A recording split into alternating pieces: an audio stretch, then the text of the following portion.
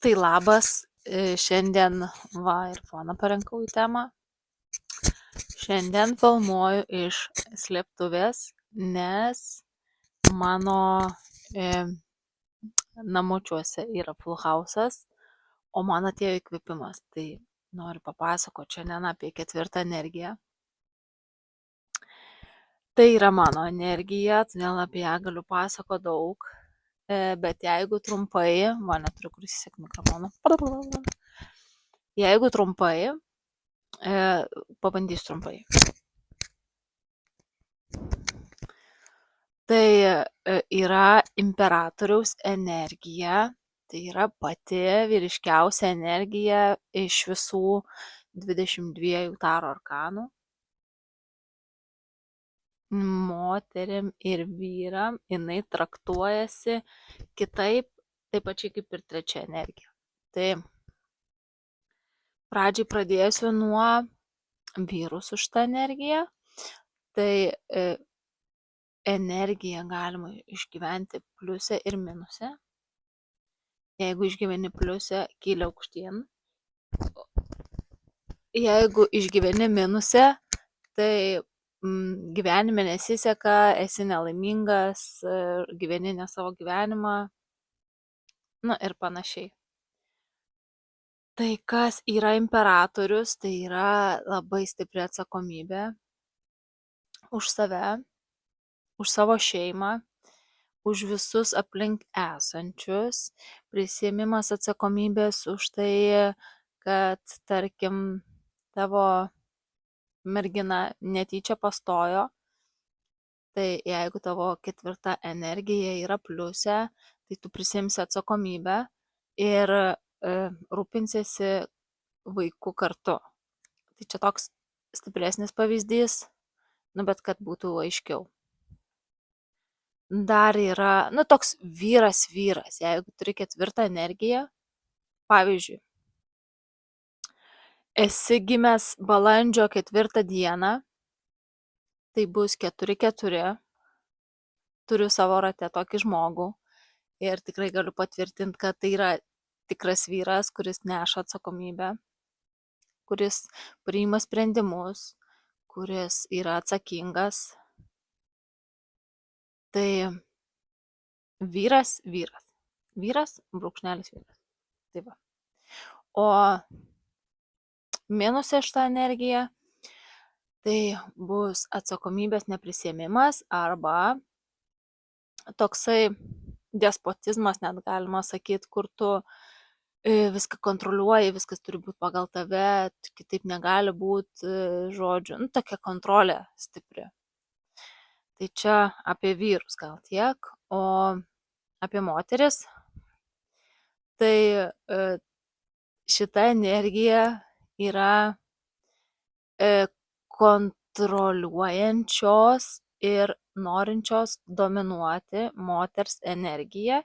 Dažniausiai su šita energija moterys pritraukia tokius labiau pasiutusius ir atsipalaidavusius vyrus, kurie nori lakstyti laukais, o jinai nori kontroliuoti ir gaunasi taip, kad nei tas laimingas, nei tas, jeigu nėra išminties, aišku, ir sąmoningumo. Tai šita moteris yra labai atsakinga, jinai nori būti atsakinga už savo šeimą, žodžiu, viską sukontroliuoti, bet ta kontrolė tai irgi yra pliusas ir minusas. Jeigu tu nori kontroliuoti, tai tau reikėtų tai daryti sociume, užimt, tarkim, vadovaujančias pareigas ar ten, kur reikia kažką sukontroliuoti, kažkokius procesus. Tai tu ten jausiesi gerai, grįžus namo, tu galėsi jaustis moterim. Bet jeigu tu esi moteris su 4 energija ir jeigu dar pas tave jinai stipria minuse, tai tu norėsi, tarkim, jeigu nerealizuoji savęs sociume ir neužimi tokių pareigų, tai tu norėsi kontroliuoti savo šeimą, savo vaikus, kad viskas turės būti taip, kaip tu nori. Toks, sakyčiau, dievo vaidmens užėmimas. Kai tu žinai geriausiai, kas kam yra gerai. Tai čia yra tokia sudėtinga energija moterims, bet viską galima pradirbti, su tuo galima susigyventi. Ir kai turi žinias ir priimi tai, nes tu gali turėti žinių ir to nepriimti, bet kai tu turi žinias ir visą tą priimi, tai tu su tuo dirbi. Tai gal tam ir yra šitos žinios skirtos, kad tu susimąstytum apie tai, kaip viskas vyksta ir ką reikėtų padaryti, kad tai pasikeistų. Tai gal tokia pagrindinė žinutė mano būtų, kad danešt šitą informaciją iki tavęs. Aš per savo asmeninę patirtį praėjau šitą kelią ir tikrai drąsiai galėčiau pasakyti, kad visa šita informacija yra teisinga, kad taip ir yra. Pas mano gyvenime tai buvo ta hiperkontrolė, kur tu kažkoks nerimas iš to sekantis, kur tu viską turi sukontroliuoti. Tai va, čia yra pati vyriškiausia energija.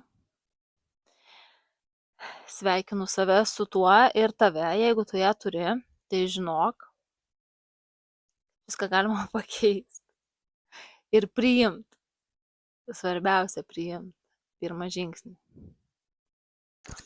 Tai jeigu tu gimėjai balandžio mėnesį arba gryniausia 4 energija, tai yra 4 bet kokio mėnesio dieną ir 31, tai žinok, kad tavyje yra pati vyriškiausia energija ir tau reikėtų tą kontrolę kažkur įdarbinti sociume, kad neperkeltum jos į šeimą.